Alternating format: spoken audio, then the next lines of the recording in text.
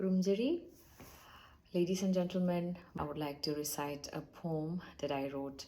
It's a contemporary poem about our times.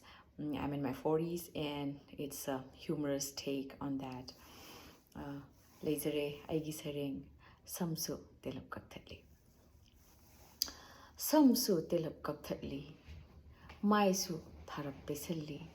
Dressu kaurap sechalli. Yasu dum higatli. Wakhalgadi adam nauzari.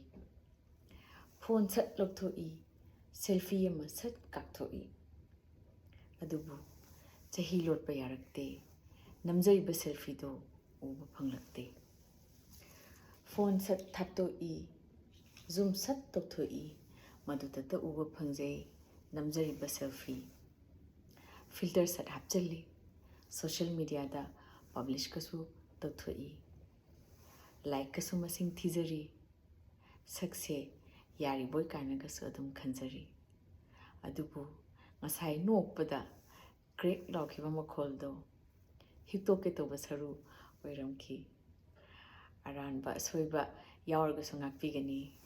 Thank you. Kurumjari.